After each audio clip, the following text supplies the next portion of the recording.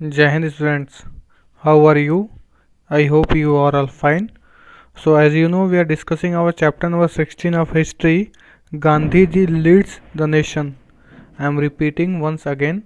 The name of our chapter is Gandhi ji leads the nation. Students, we had already discussed about arrival of Mahatma Gandhi in India, and after then we had discussed about Rowlatt Act 1919. So in this video lecture basically we are going to cover about Jallianwala Bagh massacre. What was happened at Jallianwala Bagh? So in today's video lecture we are going to read everything what was happened at Jallianwala Bagh. Okay students, so now let's start our topic, the Jallianwala Bagh massacre. So the Rowlatt Act was effective from 10th of March 1919. तो बच्चों हुआ क्या था, जो Rowlatt act हमने पढ़ा था अपने लास्ट वीडियो में और लास्ट क्लास में, वो 10th ऑफ मार्च 1990 से इफेक्टिव हो गया, मतलब असर उसका वो पूरी तरीके से लागू हो गया. On 10th April 1919, two leaders of the Congress, Dr. Satyapal and Dr.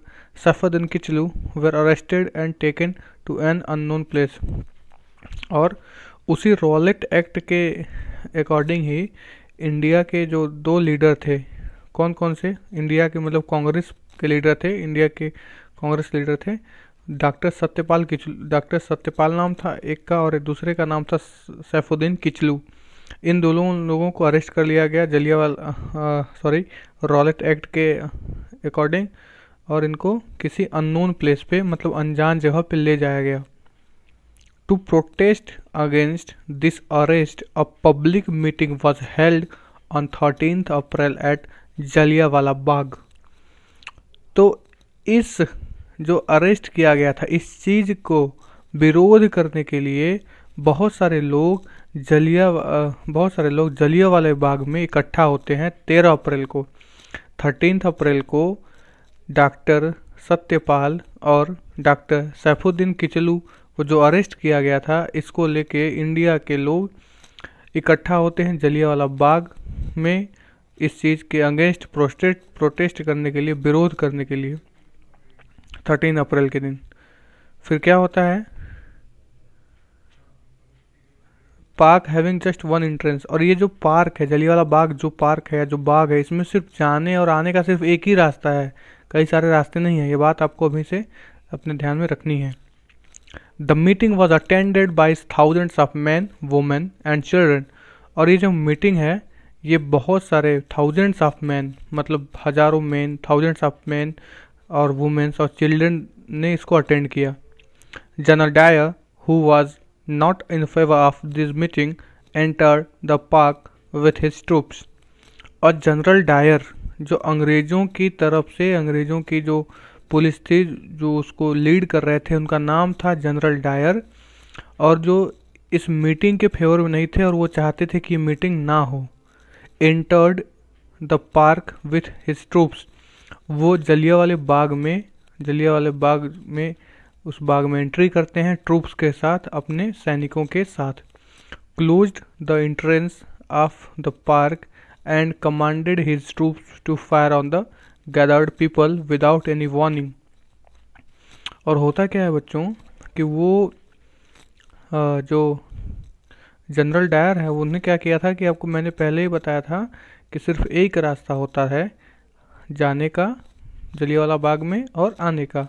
उस रास्ते को क्लोज करवा दिया था जनरल डायर ने, और क्लोज करवाने के बाद पूरे तरीके से अपने ट्रूप्स को ऑर्डर दे दिया, कमांड दे दिया जनरल डायर ने कि वो लोगों पर फायर करे, मतलब गोलियां चलाए. The firing latest for 10 minutes killing about 1000 people and many thousand were left wounded.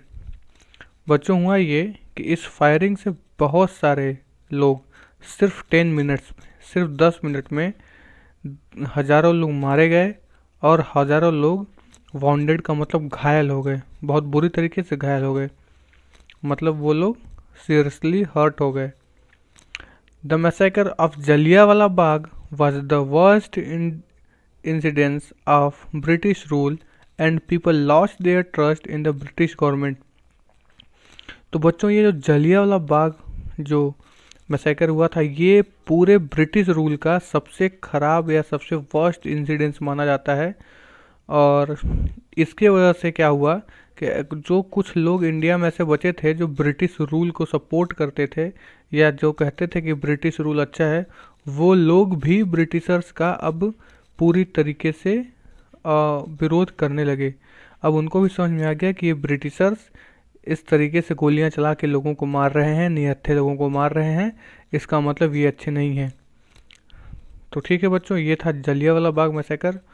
इस पूरे पैरा से रिलेटेड अगर आपके मन में कोई भी क्वेश्चन है तो आप ग्रुप में पूछ सकते हैं। Okay, that's all for today.